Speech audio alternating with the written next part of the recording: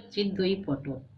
তাই আমি কড়াই তেল দিয়ে দিলাম, আর এখানে পটল ছাড়িয়ে রেখেছি। এবার নুন হলুদ মাখিয়ে পটলটা ভালো করে ভেজে নেবো আমি। এবার আমি পটলগুলো ভেজে নিচ্ছি। 2 মাথা কেটে রেখেছি, একটু করে চিড়ে দিয়েছি যাতে মশলাটা যাবে। গ্যাসটাকে মিডিয়াম করে দিলাম। এবার আমি ভাজতে থাকবো পটলগুলো খুব ভালো করে। এখানে আমার 500 গ্রাম পটল আছে, আস্তে আস্তে ভাজা হোক এটা। এখানে আমার পটলগুলো ভাজা হয়ে গেছে, সব উঠিয়ে নিচ্ছি। এবার আমি একটু মশলা করে রেখেছি, টমেটো, আদা বাটা আর সাথে কটা কাজু বাদাম বেটে নিয়েছি আমি একসাথে। তেলের মধ্যে পটলেই তেলে দিয়ে দেবো, একটু জিরে ফোড়ন তেজপাতা দেবো।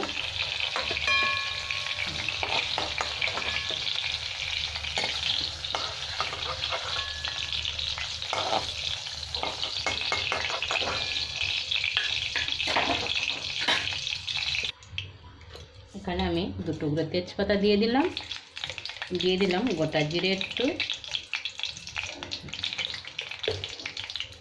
সাথে একটা লঙ্কা দিয়ে দিলাম, কাঁচা লঙ্কা ফাটিয়ে। মশলাটা একটু ভাজা হবে, তারপরে আমি এখানে টমেটোটা দিয়ে দেবো। পিষে রেখেছি কাজু বাদাম আর টমেটো, আদা বাটা।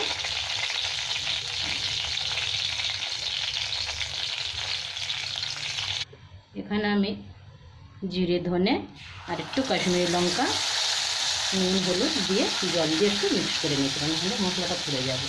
দিয়ে ভেজে নিলাম।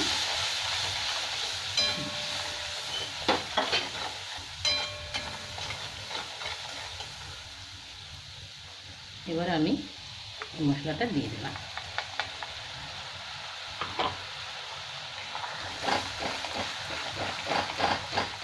এবার এটাকে আরও 3-4 মিনিট ভালো করে আমি ভেজে নেবো, তাহলে পুরো তেলটা ছেড়ে দিবে। তারপরে পটলটা দিয়ে দেবো। পটলের মশলাটা তেল ছেড়ে দিয়েছে একদম। এবার আমি গ্যাসটা একদম বন্ধ করে দিলাম, দিয়ে আমি দইটা দিয়ে দিলাম।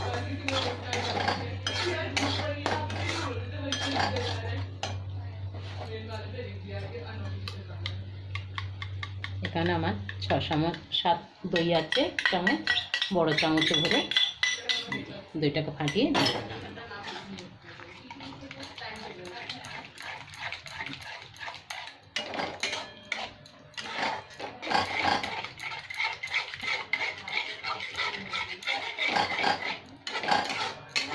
এবার আমি গ্যাসটা অন করব।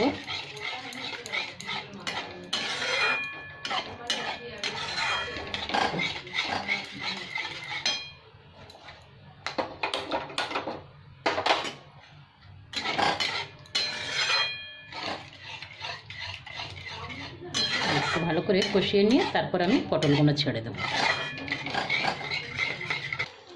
এবার আমি পটলগুলো দিয়ে দিচ্ছি, আমার ভেজে রেখেছিলাম।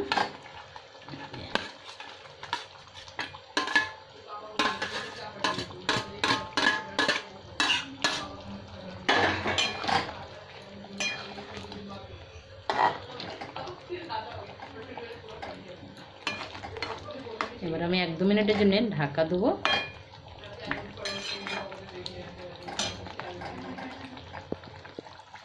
এখানে আমার দই পটলটা প্রায় হয়ে এসছে। এবার আমি দিয়ে দিলাম একটু গরম মশলা। এবার আমি লাগিয়ে দিলাম। আগে একটুখানি চিনি দিয়েছিলাম, কেন নিরামিষ তরকারি তো একটু চিনি দিলে ভালো লাগে, মিষ্টি মিষ্টি। তাই এবার আমার হয়ে গেছে পুরো। গ্যাসটা বন্ধ করলাম। এটা ভাত রুটির সাথেও খুব ভালো হয় খেতে।